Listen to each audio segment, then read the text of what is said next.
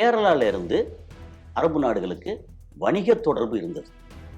காரணம் Arabic ocean. இன்னைக்கு number 1 பணக்காரராக இருக்கிற முகேஷ் அம்பானி, அவரோட தந்தையார் திருபாய் அம்பானி. அவர் ஆரம்பத்தில் ஏமனில் ஏடனில் ஒரு பெட்ரோல் பங்கில் வேலை பார்த்தவர். காங்கிரஸ் கட்சியில் ஆட்சியில் அவங்கள ரொம்ப வளர்த்து விட்டாங்க. அதுக்கப்புறம் இப்போ ஈக்குவலாக பிஜேபியும் வளர்த்து விட்றாங்க. அது ஒரு பக்கம். இங்கே அரபு நாடுகள் மேலே ஏறிச்சு. அப்போ தமிழர்கள் எப்படி போனாங்கன்னா, அதிகமான தமிழர்கள் கூலி தொழிலாளர்களாக போனாங்க. அவங்களுக்கு அந்த ஓனருக்கு என்னென்ன சௌகரியம் பண்ணி கொடுக்கணுமோ அந்த சௌகரியங்களை பூரா பண்ணி தரணும். இது அத்தனைக்கும் கேரளக்காரங்க உடன்படுவாங்க. அதாவது எடுபடிகளாக. எடுபடி மட்டும் இல்லை, சில பர்சனல் வேலைகள் இருக்கு இல்லையா, அதை தயங்காமல் செய்வாங்க கேரளக்காரங்க. தமிழர்கள் கோவப்படுவாங்க. என்ன என்னையா இப்படி நினைச்சா நீ அப்படின்னு கோவப்படுவாங்க. வேலையை வேணாமையா அப்படின்னு தூக்கி போட்டு வருவாங்க. ஒரு கர்நாடகக்காரனோ அல்லது மும்பைக்காரனோ மேனேஜராக இருக்கான் அப்படின்னா கொஞ்ச நாளில் இந்த மலையாளி மேனேஜர் ஆயிடுறான். அவன் கம்பெனி விட்டு வெளியே போயிடுறான் அல்லது கீழே இறங்கிடுறான். அதை எல்லாத்தையும் தாண்டி இன்னைக்கு மொத்த அரபு நாட்டிலையும் ஆக்குப்பை பண்ணி மலையாளிகள் இல்லைன்னா அரபு நாடுகளே இயங்காது.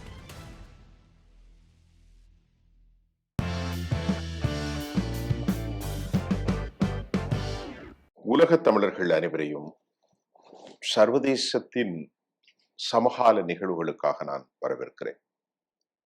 அரபு நாடு என்பது ஒரு மிகப்பெரிய வளம் செழிக்கும் ஒரு பிரதேசம்.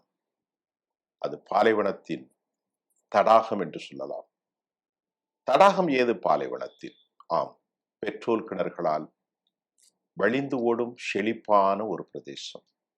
அமெரிக்கா முதல் யூரோப் நாடுகள் வரை தம் காலை அங்கே பதிப்பதற்காக ஏங்கி கிடக்கும் ஒரு மணல் பாங்கான இடம். ஆம், இந்தியர்களின் பெரும்பாலான அந்நிய முதலீடுகள் இந்த மண்ணிலிருந்து தான் இந்தியாவிற்கு அதிகரிக்கின்றன. இந்தியாவில் பல சமூகங்கள் அங்கே தங்களை தகவமைத்துக் கொள்கிறார்கள். அடாப்டேஷன், தங்கள் வாழ்வியலை பெருக்கிக் கொள்கிறார்கள். இந்தியாவில் குஜராத்திகள், தமிழர்கள், ஆந்திராவில் தெலுங்கானாவில் வாழும் மக்களும் வரை கேரள மலையாளிகள், இன்னும் வட இந்திய சமூகம். அங்கே சமகால நிகழ்வில் இந்தியர்களின் வாழ்க்கை முறை எந்த சமூகம் அங்கே அதிகமாக கோலாற்றுகிறது என்ற கேள்விக்கான இன்றைய கதைத்தலில் சர்வதேச அயலக பார்வையாளர் தோழர் கஸ்ஸாலி அவர்களோடு நாம் இணைகிறோம். சார் வாங்க. வணக்கம். அரபு நாடுகள்ல நான் குறிப்பிட்ட இந்த நிகழ்வில் இந்தியர்கள் ஒரு பெரும் கூடுதல். 10 லட்சம் அரபிகள் இருந்தால் அவர்களுக்கு பணி செய்வதற்கு 70 லட்சம் இந்தியர்கள், பாகிஸ்தானியர்கள், வங்கதேசத்து மக்கள். இந்தியர்களுடைய வாழ்க்கை முறை, இந்திய சமூகம் எது மாதிரி பங்கை அரபுகளோடு இட்டுகிறார்கள்? ஓகே, நம்ம அரபு நாடுகள்னு முதல்ல ஒரு பருந்து பார்வையில் ஓவரால பார்த்தோம்னா, ஆரம்ப காலத்தில் ஆரம்பம்னா கிட்டத்தட்ட ஒரு 50-60 வருஷத்துக்கு முன்னாடி, 70 வருஷத்துக்கு முன்னாடி, ஏன்னா அதுக்கும் கொஞ்சம் முன்னாடி எடுத்தோம்னா இங்கே கேரளால இருந்து அரபு நாடுகளுக்கு வணிக தொடர்பு இருந்தது. காரணம் அரபிக் ஓஷன். ஓகே, அரபிக்கடல் இருக்கு. அவங்களுக்கு ஈஸியாக அந்த பக்கம் வர முடியும், இங்கேருந்து அங்கே போக முடியும். நம்ம எப்படி வங்காள விரிகுடா இந்த வழியே சாவகம், கடாரம், இந்தோனேசியா, மலேசியா இப்படி போனோமோ அவங்க அரபு நாடுகளுக்கு போனாங்க. இது எப்படின்னா இயற்கை நமக்கு அமைச்சு கொடுத்த இந்த வழித்தடம். ஓகே, இதை தாண்டி குஜராத் ஆட்கள் அதிகமாக சவுதி அரேபியா, துபாய் போனாங்களா அப்படின்னா இல்லை. அவங்க அதிகமாக போனது எங்கே அப்படின்னா ஏமனுக்கு. நான் ஏமனுக்கு போயிருந்தேன். அங்கே எக்கச்சக்கமான குஜராத்தி அங்கே குடியுரிமை பெற்று அங்கே இருக்காங்க. இதில் இன்னும் ஒரு விஷயத்தையும் சொல்லிடலாம். இந்த போக்கில் இந்தியாவோட இன்னைக்கு நம்பர் 1 பணக்காரராக இருக்கிற முகேஷ் அம்பானி, அவரோட தந்தையார் திருபாய் அம்பானி. அவர் ஆரம்பத்தில் ஏமனில் ஏடனில் ஒரு பெட்ரோல் பங்கில் வேலை பார்த்தவர். திருபாய் அம்பானி வேலை பார்த்தவர். அதுக்கப்புறம் அங்கே இருந்து நம்ம ஏன் சொந்த தொழில் பண்ணக்கூடாது அப்படின்னு ஆரம்பித்து குஜராத்துக்கு அந்த தொடர்பை வச்சு பெரிய அளவில் ரொம்ப பெருசா வந்தார். அது வந்து எப்படி வந்தாருங்கிற அந்த உள் இதுக்கும் போகல. காங்கிரஸ் கட்சியில வந்து ஆட்சியில அவங்கள ரொம்ப வளர்த்து விட்டாங்க. அதுக்கப்புறம் இப்போ வந்து ஈக்குவலா பிஜேபி வளர்த்து விடுறாங்க. அது ஒரு பக்கம். ஆனா திருபாய் அம்பானி வந்து ஏமன்ல, ஏடன்ல ஒரு பெட்ரோல் பங்க்ல வேலை பார்த்தவர். அவரு இன்னைக்கு அவரோட வாரிசு. அவரு இன்னைக்கு வந்து இந்தியாவோட நம்பர் 1 பணக்காரரா இருக்கிறாரு. அப்படின்னா அவரோட விஷன், உழைப்பு, அப்புறம் பிசினஸுக்கே தேவைப்படுற பொய், ஏமாத்து, லஞ்சம் எல்லாம் அங்க உண்டு. 57 காலகட்டங்களில் தான் ஏமனுக்கு அவர் சென்றார். ம். பெட்ரோல் பங்க்ல ஃபில்லிங் பெட்ரோல் பங்க் ஸ்டேஷன்ல தான் ஃபில்லிங்ஸ்ல இருந்தார். வேலை பார்த்தார். ஓகே. ஃபில்லிங் ஸ்டேஷன், ஆமா. அதாவது பெட்ரோல் பங்க். பெட்ரோல் பங்க்ல அங்க வேலை பார்த்தார். வேலை பெட்ரோல் வேலை பிடிக்க ஒரு வேலை பார்த்தார். சாதாரண பணியாளர். ஒரு ரொம்ப சாதாரண பணியாளர். சரி. இப்போ வந்து குஜராத் வந்து அதிகமா ஏமனுக்கு போயிருந்தாங்க. மலையாளிகள் வந்து அதிகமா அரபு நாடுகள்னா சவுதி அரேபியா, யுஏஇ, கத்தார் இப்படி போயிருந்தாங்க. நம்ம ஆட்கள் வந்து அதிகமா வந்து சிங்கப்பூர், மலேசியா போனாங்க. அங்க வந்து கன்ஸ்ட்ரக்ஷன் கட்டுமானம் எல்லாம் கொஞ்சம் வந்து குறைஞ்சு வாய்ப்பு குறையும் போது இங்க வந்து அரபு நாடுகள் மேலே ஏறிச்சு. அப்ப தமிழர்கள் எப்படி போனாங்கன்னா, அதிகமான தமிழர்கள் வந்து கூலி தொழிலாளர்களா போனாங்க. தமிழ்நாட்டில இருந்தும், ஆந்திரால இருந்தும், ராஜஸ்தான்ல இருந்தும், பஞ்சாப்ல இருந்து வந்து பெருசா கூலி தொழிலாளர் இல்லாம கார்பெண்டரா நிறையா போனாங்க அங்க. நாங்க போனா அந்த விதவிதமான அந்த மக்கள் நம்ம மக்கள். இப்ப இதுல வந்து அதிகமான தகவமைப்போட நமக்கு வந்து அடாப்டேஷன். அதுல வந்து அரபு நாட்டுல இந்தியால இருந்து யாரு கோலோச்சரா அப்படின்னா மலையாளிகள். ஓ! கேரள மக்கள். கேரள மக்கள். ஓகே. அதுக்கு என்ன காரணம் அப்படின்னா, முதல்ல அவங்களுக்கு வாய்ப்பு வந்து அந்த பக்கம் போறதுக்கு ஈஸியா வாய்ப்பு கிடைச்சது. அது போக கேரள மக்களோட அவங்களுடைய இது மனப்பாங்கு பார்த்தீங்கன்னா, அது எப்பவுமே சொல்றது உண்டு. அவங்க வந்து ம முக்கியமா 3 மதம் வந்து ரொம்ப ஸ்ட்ராங்கா இருக்கு. கேரளா பத்தி நம்ம எப்பவும் சொல்லும்போது, கேரளா எப்படின்னா, ஆ அவங்களுடைய அனுசரிச்சு போகக்கூடிய முறை, அது போக வந்து அவங்களுக்கு கேரளால உள்ளூர்ல வந்து வேலைவாய்ப்போ, வருமானமோ பெருசா இல்லைன்னா, அவங்க எப்பவுமே எங்க செய்வாங்கன்னா, வெளியில எங்க கிடைக்குதுன்னு பார்ப்பாங்க. இதுக்கு முன்னாடி பார்த்தீங்கன்னா, தமிழ்நாட்டுல இருந்து திருநெல்வேலியிலேருந்து அதிகமா இங்க மும்பைக்கு போனாங்க. தாராவின்ற ஏரியால போனீங்கன்னா, அதிகமா திருநெல்வேலிக்காரங்க இருப்பாங்க. அ டெல்லியில பார்த்தீங்கன்னா, சேலத்துக்காரங்க இருப்பாங்க. ராமநாதபுரம் இருக்கு இல்லையா? அவங்க வந்து அதிகமா சிங்கப்பூர், மலேசியா போனாங்க. அதுக்கப்புறம் வந்து கம்பெனி ஆரம்பிச்சு பெரிய அளவுக்கு பண்ணாங்க. ஈடிஏ கம்பெனிலாம் கேள்விப்பட்டிருப்போம். அந்த மாரி. அப்போ நம்ம ஆட்கள் நெறையா லேபரா போகும்போது, மலையாளிகள் வந்து லேபராவும் போனாங்க, டெக்னீஷியனாவும் போனாங்க, அலுவலக வேலையா நெறையா போனாங்க. அப்புறம் போனாங்கன்னா, நம்ம ஆட்கள் வந்து ஒரு லேபரா போனா 25 வருஷம் கழிச்சும் லேபராவே திரும்பி வருவாய்ங்க. தமிழர்கள். தமிழர்கள். ஓகே. ஒரு மேனேஜரா போனா, இடையில வந்து வேலைய விட்டுட்டு திரும்பி வருவான். வேற எங்கேயாவது போவாங்களே ஒழிய, நம்ம ஆட்கள் மேனேஜர்னா மேனேஜராவே இருந்து வருவாய்ங்க. அ மலையாளிகள் எப்படின்னா, லேபரா போவாய்ங்க. அப்புறம் வந்து சூப்பர்வைசரா மாறுவாங்க. மேனேஜரா வருவாய்ங்க. General manager ஆவாய்ங்க. கடைசில வந்து ஓனர் ஆவாய்ங்க. அதற்கு என்ன காரணம்? அவங்களுக்கு என்ன காரணம்னா, அவங்களுடைய விஷன். அப்புறம் பார்வை. பார்வை. அது வந்து எப்படின்னா, நம்ம போறோம். நமக்கான டார்கெட் என்ன? இந்த கம்பெனியில வந்து ரொம்ப சீனியர் பொசிஷனுக்கு சீஃப் பொசிஷனுக்கு போகணும். அதுக்கு போறதுக்கு என்ன செய்யணும்? ஒண்ணு உழைப்பு இருக்கணும். டெக்னிக்கல் நாலேட்ஜ் வேணும். அது போக அவங்களுக்கு அந்த ஓனருக்கு வந்து என்னென்ன சௌரியம் பண்ணி குடுக்கணுமோ, அந்த சௌரியங்கள பூரா பண்ணி தரணும். இது அத்தனைக்கும் வந்து கேரளாக்காரங்க உடன்படுவாய்ங்க. அதாவது எடுபிடிகளாக. எடுபிடி மட்டும் இல்ல. சில பெர்சனல் வேலைகள் இருக்கு இல்லையா? அத தயங்காம செய்வாங்க கேரளாக்காரங்க. ஓ! நம்ம ஆட்கள்னா என்ன தமிழர்கள் இருக்காங்கல்ல. தமிழர்கள். தமிழர்கள் வந்து கோவப்படுவாய்ங்க. என்னையா இப்படி நினைச்ச நீ? அப்படின்னு கோவப்படுவாய்ங்க. ஓ! வேலையே வேணாம்யா! அப்படின்னு தூக்கி போட்டு வருவாய்ங்க. அந்த மாதிரி முசுக்குனா கோவம் வர்றது, தூக்கி போட்டு வர்றது அப்படிங்கிறது தமிழர்கள் அதிகம். அதுக்குன்னு தமிழர்கள் செய்யவே இல்லைன்னு இல்ல. தமிழர்களுக்கு மூக்கில் இருக்கும். ஆ மானம், மரியாதை எல்லாம் அதிகமா எல்லாம் இருக்கும். அதுக்குள்ள வச்சிருப்பாய்ங்க. தனக்கு வந்து நான் பிச்சை எடுத்தாலும் எடுப்போம், கஷ்டப்பட்டாலும் கஷ்டப்படுவோம். இந்த மாரி எந்த வேலையும் பார்க்க மாட்டோம் அப்படின்னு தமிழர்கள் வந்து ஒரு மாதிரி கொஞ்சம் ஒரு மாரி இந்த மான உணர்வு ரொம்ப அதிகமா இருக்கிற மாரி உள்ளவைங்க. நான் லேபராவே இருக்கேன். தோட்ட வேலை செய்றேன், கார் ஓட்டுறேன். அ இதுக்கு வந்து அக்ரிகல்ச்சருக்கு அங்க இதுக்கு குழி தோண்டுறேன், இத பண்றேன். லேபரா இருக்கேன். கட்டிடம் கட்டுறதுக்கு வந்து ஆனாலும் கண்ணியத்தோடு வாழ வேண்டும். கன்னியத்தோட இருக்கேன். கண்ணியத்தோடு. ஆமா. அந்த இது வந்து கேரளாக்காரங்களுக்கு எல்லாரும் அப்படி இல்ல. பெரும்பாலான கேரளாக்காரங்கள் வந்து என்ன செய்றாங்கன்னா, அடாப்டபிலிட்டி. அவங்களோட விஷன், அவங்களோட தேவை வந்து பணம், வளம், பொருளாதாரம். இதுதான். அதுக்கு வந்து எத வேணாலும் இழப்போம் அப்படின்ற இடத்துல அவங்க இருக்காங்க. இதுதான் அவங்களுடைய அந்த அந்த பெர்செப்ஷன், கிரேட் வைஸா மேல வருது. என்ன காரணம்னா, நமக்கு வந்து நம்ம ஊர்ல வந்து இங்க வாழ்றதுக்கு அங்க அரபு நாடே இல்லைன்னா கூட, நம்ம ஊர்ல கஷ்டப்பட்டாவது களை எடுத்தாவது வாழ்ந்துருவோன்ற சூழல் இருக்கு இல்லையா? அங்க களை எடுக்கிறதுக்கு நிலம் இல்ல. மலைகளும் காடும். ஆமா. அப்போ அங்க ஊர்ல வந்து அ ம வளம் இல்ல. வளம்னா என்ன? அதாவது காட்ஸ் ஓன் கண்ட்ரின்னு சொல்லுவாங்க இல்லையா? டூரிசம் இருக்கு, இது இருக்கு. இன்னொன்னு, இந்த டூரிசம் அதிகமா எங்க இருக்கோ, அவங்களுக்கு இந்த மாரி அனுசரிச்சு போற அடாப்டபிலிட்டி ரொம்ப ஜாஸ்தியாகும். ஏன்னா அங்க வரக்கூடியது எல்லாரும் கேட்பார்கள். ஆ. அங்கு எல்லாம் உண்டல்லவா? மது, மாது எல்லா சௌரியமும் வந்து அவங்க கேட்பாங்க. அத வந்து முகம் சுளிக்காம யாரு பண்றாங்களோ, அவங்க இடத்துல தான் எல்லாரும் வந்து குமியுவாங்க. அதுக்கப்புறம் இந்த இடத்துல நம்ம இன்வெஸ்ட் பண்ணலாமேன்னு பண்ணுவாங்க. வளம் வந்து கொழிக்கும். இப்போ நம்ம ஊர் இங்க சென்னையில ஹோட்டல்ஸ் அதாவது போர்டிங் அந்த லாட்ஜிங் இருக்கு இல்லையா? அத எடுத்தோம்னா, ஈவன் 3 ஸ்டார் ஹோட்டல் கூட கேவலமா இருக்கு.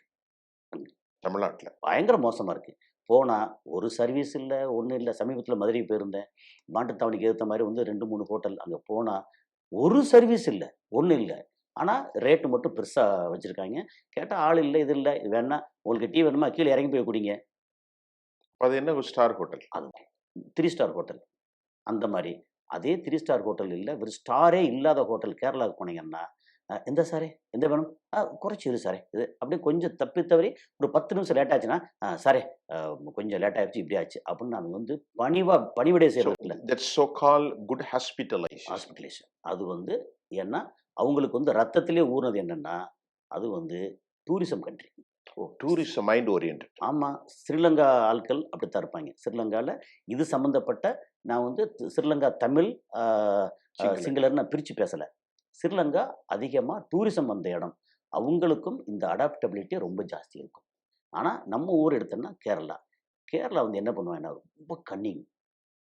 நமக்கு அ என்ன வேணுமோ, யார வேணாலும் சிதைக்கலாம் அப்படின்ற மனப்பான்மை இருக்குல்ல. இன்னொருத்தர நம்ம வந்து பழி வாங்கிட்டோம், நம்ம ஏதாவது வந்து துரோகம் பண்ணிட்டோம் அப்படின்னா, நமக்கு வந்து தூக்கம் வராது.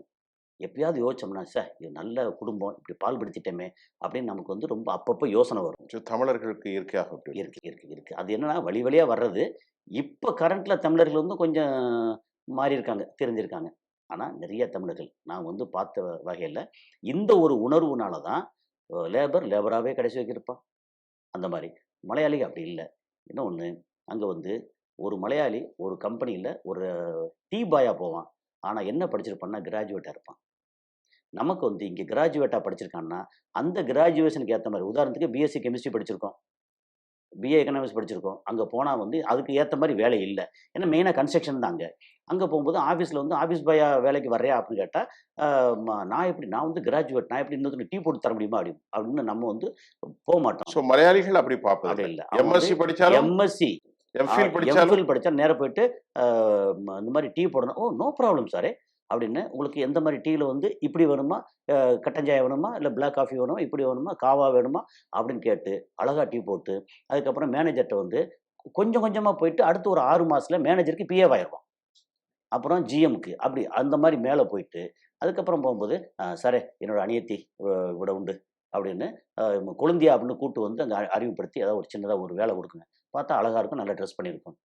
அப்படிதான் அந்த பொண்ணுக்கு வந்து வேலை குடுக்காம அவனுக்கு வேற என்ன வேலை குடுப்பாய்ங்க? நீங்கள் அரசு நீங்கள் சொல்வதை நாங்கள் வேறு விதமாக புரிந்து கொள்ள வேண்டியிருக்கிறது. அது எல்லா இடத்துலயும் இல்ல. பட் இருக்கு. நடந்தது. அப்ப அந்த இடத்துல வரும்போது, நான் சொல்வதென்றால், ம். ஒரு முதலாளிக்கு என்ன அடிப்படையில் சகாயம் செய்ய வேண்டுமோ, அவர்களுக்கு தேவையான எல்லாவற்றையும் மனங்கோணாமல் மனம் கோணம். ஒரு சின்ன செஞ்சுட்டு காஃபி வாங்கிட்டு வர்றது, வெத்தல பாக்கு வாங்கிட்டு வர்றது, உணவு வாங்கிட்டு எல்லாத்தையும் வர்றதுலருந்து எல்லாம். இன்னொன்னு அந்த கம்பெனியில ஒரு கர்நாடகக்காரனோ அல்லது மும்பைக்காரனோ மேனேஜரா இருக்கான் அப்படின்னா, கொஞ்ச நாள்ல இந்த மலையாளி மேனேஜர் ஆயிடுறான். அவன் வந்து கம்பெனி விட்டு வெளிய போயிடுறான் அல்லது கீழ இறங்கிர்றான்.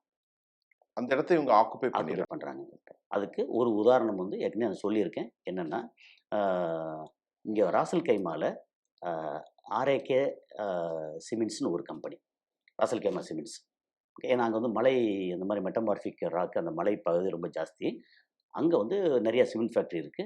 அப்புறம் டைல்ஸ் ஃபேக்டரி. அந்த சிமெண்ட் ஃபேக்டரில ஆர்ஏகே சிமெண்ட்ஸ்ல ஆரம்பிக்கும்போது, அவங்க ஆட்கள் எடுக்க வந்தது எங்கன்னா, சென்னை வந்து உட்கார்ந்து கர்நாடகால கொஞ்சம். ஏன்னா, இங்க தான் வந்து இந்த மாரி சிமெண்ட் ஃபேக்டரிலாம் அதிகமா இருக்கு அப்படின்னு. கேரளா பக்கம் போவே இல்ல.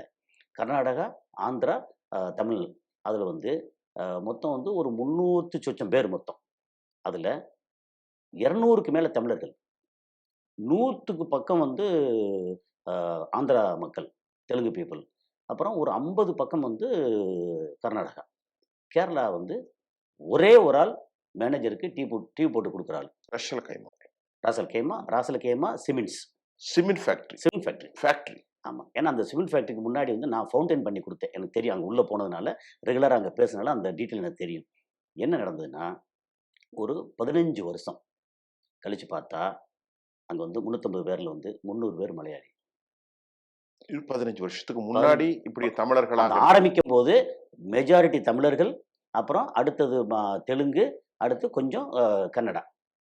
அதாவது இந்த பக்கத்தில் உள்ளவங்க கேரளா, ஆந்திரா, தமிழ்நாடு, ஆந்திரா, கர்நாடகா. காரணம் இந்த ஏரியாவில் தான் வந்து சிமெண்ட் ஃபேக்ட்ரி அதிகமாக இருக்குது, அந்த எக்ஸ்பீரியன்ஸ் உள்ளவங்க வேணும்னு எடுத்துகிட்டு போனாங்க.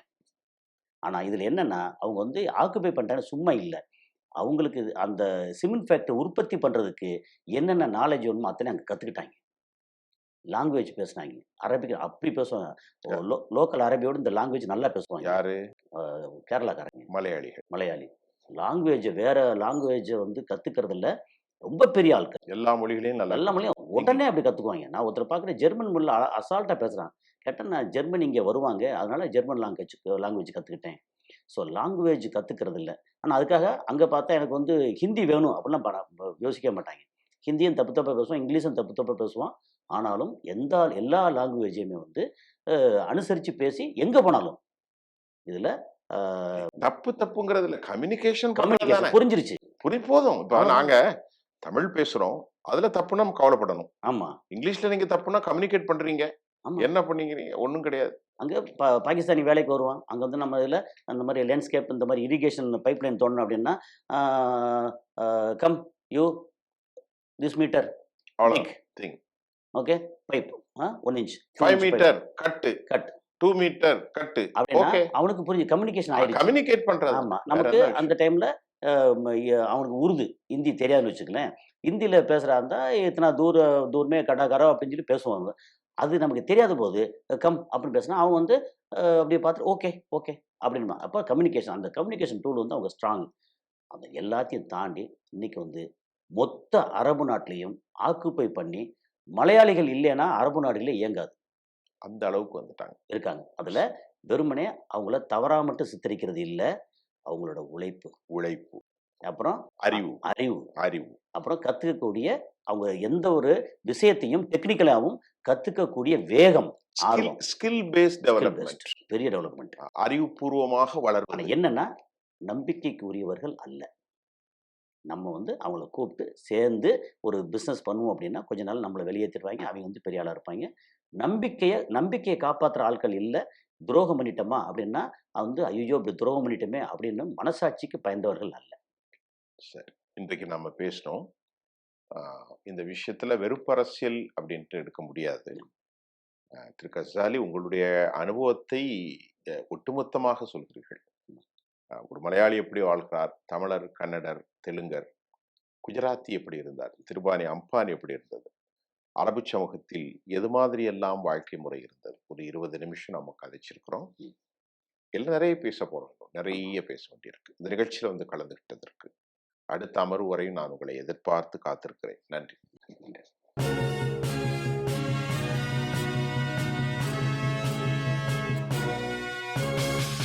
உடனுக்குடன் அப்டேட் தெரிந்து கொள்ள ஜெம் டிவி தமிழ் ஆப்பை இன்ஸ்டால் செய்யவும்.